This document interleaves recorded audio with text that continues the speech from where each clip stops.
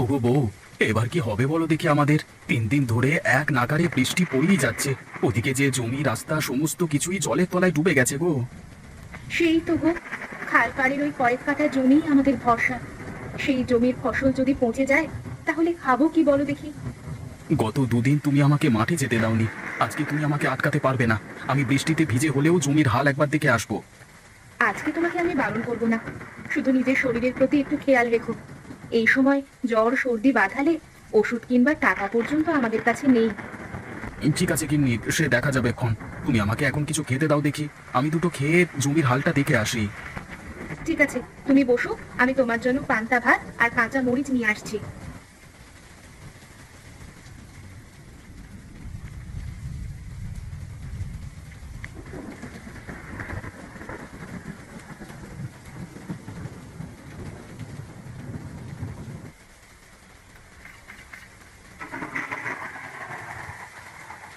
ঠিক আছে গিন্নি, তুমি বাড়িতে থাকো, আমি চট করে একবার মাঠ থেকে ঘুরে আসি।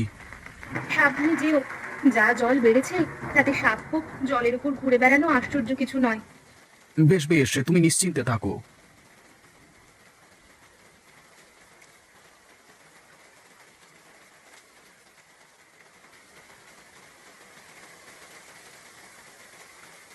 ধুত্তেরিকা, সেই কখন থেকে জাল ফেলেই যাচ্ছি, একটা মাছও তো উঠবার নাম নেই। 10-12টা মাছ উঠলে লোকের ঘরে গিয়ে বিক্রি করে কিছু টাকা পয়সা কামিয়ে নিতাম, কিন্তু কই, মাছের তো দেখা পাচ্ছি না। ধুত্তেরি।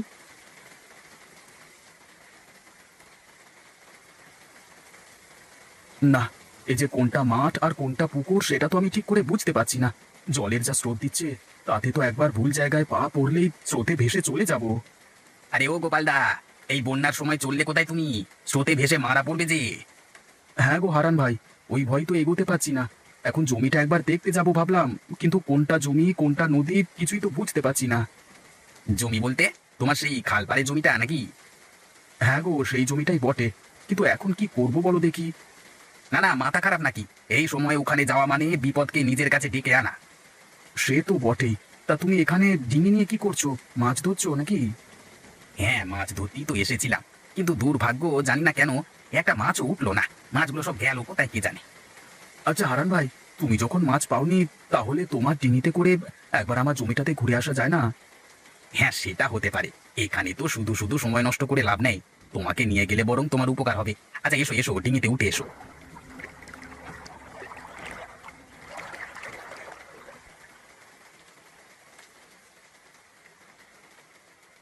বাড়িতে কেউ আছো বাবারা, মায়েরা? বাড়িতে কেউ আছো কি? একবার একবার দয়া করে বেরিয়ে আসো না। এ কি বুড়িমা, আপনি কে?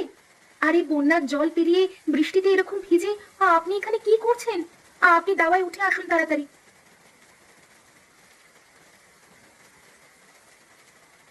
হ্যাঁ বুড়িমা, এবার বলুন তো, আপনি বৃষ্টির সময় ভিজে ভিজে অসুস্থ শরীরে এদিক ওদিক ঘুরে বেড়াচ্ছিলেন কেন? মারে, আমার পরিচয় জেনে কি হবে? আমার মতো দুঃখী মা পৃথিবীতে বোধহয় কেউ নেই। আমাকে এই বৃদ্ধ বয়সেও লোকজনের বাড়ির দোরগোড়ায় ঘুরে ঘুরে দুমুঠো ভাত চাইতে হয়। এর থেকে এর থেকে দুর্ভাগ্য আর কি হতে পারে বল মা? এমন করে বলবেন না মা, আপনার যদি কোথাও থাকবার জায়গা না থাকে, তাহলে আপনি আমাদের সাথে এখানে থাকুন, আমাদের কোনো অসুবিধা হবে না। মারে, এর আগে আমি অনেক জনার বাড়ির দোরগোড়ায় ঘুরেছি, কেউ আমাকে তাদের সাথে রাখতে চায়নি। রাখা তো দূরের কথা, দুটো খেতে চাইলেও আমাকে দূর দূর করে তাড়িয়ে দিয়েছে। আপনাকে কোথাও যেতে হবে না মা, আজ থেকে আপনি আমাদের সাথে থাকবেন। আমরা দুবেলা দুমুঠো যা খেতে পাই আপনার সঙ্গে ভাগ করে খেতে আমাদের কোনো অসুবিধা হবে না মা। বেঁচে থাকো, বেঁচে থাকো মা, বেঁচে থাকো, সুখী হও। তা মা, তুমি কি বাড়িতে একাই থাকো? না মা, আমি আর আমার স্বামী দুজনে থাকি। ও একটু বাইরে বেরিয়েছে, বন্যার জলে জমির কি হাল সেটাই দেখতে গেছে। না রে মা, জমির হাল একদম ভালো নয়। সব জমি জলে ডুবে গেছে। এবছর ফসল সবই পচে যাবে রে, পচে যাবে। সেই জন্য আমরাও চিন্তায় আছি বুড়িমা। আমাদের একটাই মাত্র জমি ভরসা, সেটাও যদি ডুবে যায় তাহলে যে আমরা না খেতে পেয়ে মারা যাব। চিন্তা করিস না মা, সব কিছু ঠিক হয়ে যাবে। তোদের খাওয়া পড়ার কোনো অভাব হবে না।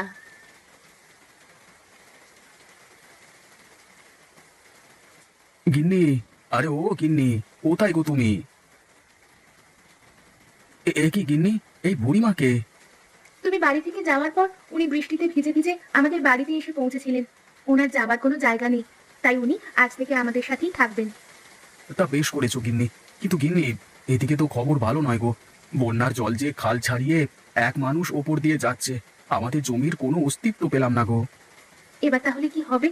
কিছু না করলে যে বাড়িতে চাল ডাল কিনবারও পয়সাটা নেই। হ্যাঁ, সেটাই তো ভাবছি গো গিন্নি। এখন ওপরওয়ালাই কৃপা, ভাগ্যে যা আছে সেটাই হবে। অত অত দুশ্চিন্তা করো না বাবা, সকালটা হতে দাও, দেখবে সব কিছু ঠিক হয়ে যাবে। কিন্তু সকালে কি করে ঠিক হবে সবকিছু বুড়িমা? তুমি শুধু ওপরওয়ালার ওপর বিশ্বাস রাখো, দেখবে উনি সব কিছু ঠিক করে দেবে।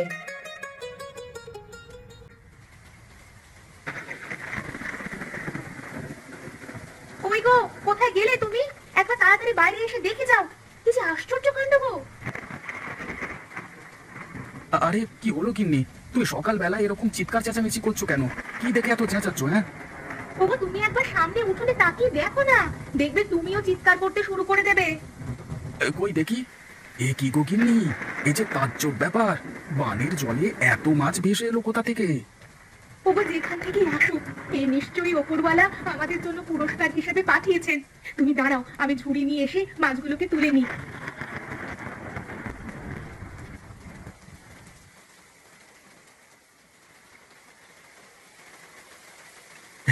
জানো গিন্নি, কালকে হারান ভাই জাল ফেলে মাছ ধরবার চেষ্টা করছিল, কিন্তু একটা মাছও তার জালে ওঠেনি। আর আজকে দেখো, না চাইতেই আমাদের উঠানে বানে ভেসে এত মাছ চলে এসেছে। তাই নাকি গো? তাহলে আর বলছি কি গিন্নি, কিন্তু গিন্নি এত মাছ এখন কি করা যায় বলো তো? তুমি একটা কাজ করো, এত মাছ তো আমরা খেতে পারবো না। আমাদের আজকে রান্নার জন্য কিছু মাছ রেখে দিয়ে বাকি মাছ গাঁয়ের মানুষদের কাছে বিক্রি করে এসো। তুমি ঠিক বলেছো গিন্নি, এতে করে হাতে দুটো পয়সাও আসবে, আমাদের আর খাওয়া পড়ার অভাবও হবে না। কিন্তু একটা অসুবিধা আছে গিন্নি। আবার কি অসুবিধে? গ্রামের রাস্তাঘাট তো বানের জলে একদম ডুবে গেছে। আমি জল পেরিয়ে গ্রামের লোকেদের কাছে মাছ বিক্রি করতে যাব কি করে? শোনো, তুমি বরং হারান্দাকে তোমার সাথে নাও। হারান্দার ডিঙিতে করে তুমি মাছগুলো খুব সহজেই গ্রামের লোকেদের কাছে বিক্রি করতে পারবে। তারপর সেখান থেকে যা টাকা হবে তার কিছু অংশ তুমি হারান্দাকে দিয়ে দিও। একদম ঠিক বলেছো গিন্নি, এই জন্যই তোমাকে আমি এত ভালোবাসি। তুমি তাহলে বসো, কেমন রান্না বান্না করো, আমি হারান্দার সাথে মাছগুলো বিক্রি করে এসে একসঙ্গে বসে জমিয়ে মাছ দিয়ে ভাত খাবো। কিন্তু ঘরে একদমই চাল নেই যে, যা আছে আজকের দিনটাই চলবে। তুমি মনে করে একটু ভাতের চাল নিয়ে এসো না গো। আচ্ছা গিন্নি, তুমি চিন্তা করো না, আমি আসবার সময় ভাতে চাল নিয়ে আসবো। আমি এখন চললাম, হ্যাঁ।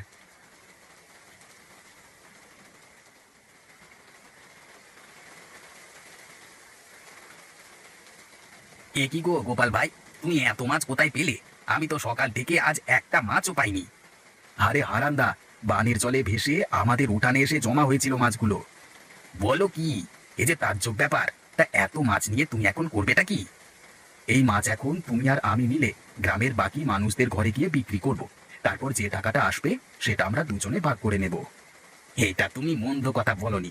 আচ্ছা এসো এসো, আমার ডিঙিতে এসো, আমরা দুজনে মাছগুলো বেচে আসি।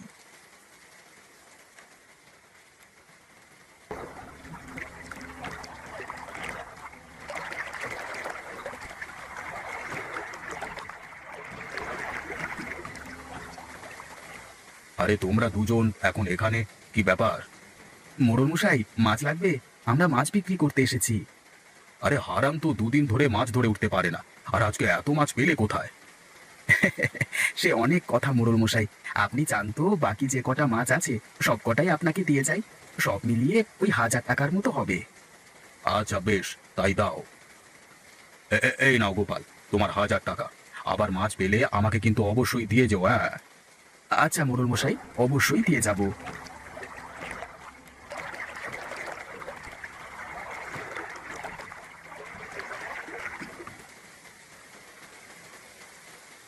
আজকে তো মাছ বেচে অনেক টাকাই হলো, কিন্তু এই টাকার বেশিরভাগটাই তো গোপাল নিয়ে পালাবে।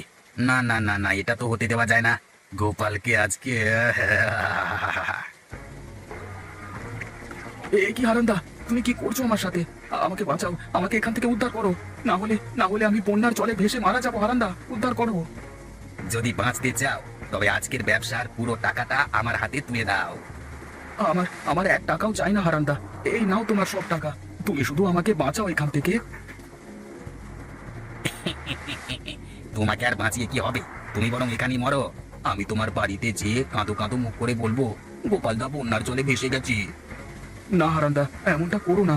আমার পরিবার না খেতে পেয়ে মারা যাবে। সে সব আমার দেখে কি হবে, তুমি বরং এখানে হাবুডুবু খাও। হ্যাঁ, আমি চলি।